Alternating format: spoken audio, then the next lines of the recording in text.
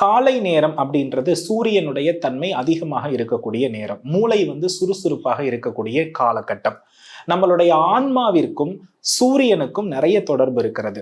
ஆன்மாவினுடைய மறுவடிவம் தான் முதுகெலும்பு, வலதுக்கண், மூளை. இது எல்லாமே ஆன்மா இயக்கக்கூடிய காரணிகள். இப்போ காலை நேரத்துல நம்ம எதை பார்க்கிறோமோ அதை அந்த வருட பலனாக நம்ம என்ன செய்வோம் என்றால் அனுபவிப்போம். இதுதான் அதனுடைய யதார்த்தம்.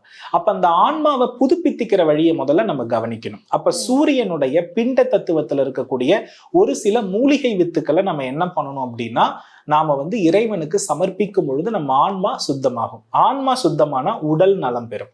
ஏன்னா உடம்புல நோய் எதிர்ப்பாற்றல் இருந்தாதான் உடம்பு நல்லா இருக்கும். அதை குறிப்பவன் யார் என்றால் இந்த இடத்துல சூரியன்.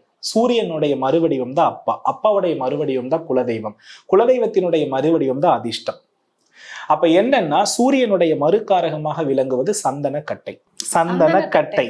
அப்ப என்ன செய்யணும்னா, இந்த புத்தாண்டுல கண்டிப்பா எல்லா ஆலயங்கள்லயுமே விசேஷ அபிஷேகங்கள், ஆராதனைகள் எல்லாம் சிறப்பா நடக்கும். மக்கள் எப்படி தமிழ் வருடத்திற்கு முக்கியத்துவமோ அது போன்ற ஆங்கில வருட பிறப்பிலும் நிறைய முக்கியத்துவங்கள் இருக்கும். நம் கைப்பட என்ன பண்ணணும்னா, சந்தனம் இருக்கு பாத்தீங்களா, கட்டை சந்தனம் வாங்கி நம் கைப்படவே அரைக்கணும். கைப்படவே குங்குமப்பூ கலந்து அரைத்து அதுல ஜவ்வாது, அதற்கு அடுத்தபடியா பாத்தீங்கன்னா மறிக்கொழுந்தாத்தர், இதெல்லாம் கலந்து ஒரு உருண்டையாக நம்ம என்ன பண்ணிக்கணும்னா திரட்டி வச்சுக்கணும். இது ஆலயத்துல அபிஷேக காலகட்டத்துல நம்ம என்ன செய்யணும்னா பன்னீரில் கலந்து இறைவனுக்கு அபிஷேகிக்க கொடுக்கணும்.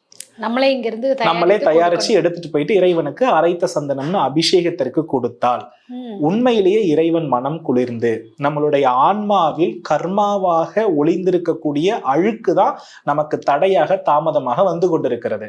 அதை நீக்கக்கூடிய வாய்ப்பை இறைவன் நமக்கு அருள்வார்.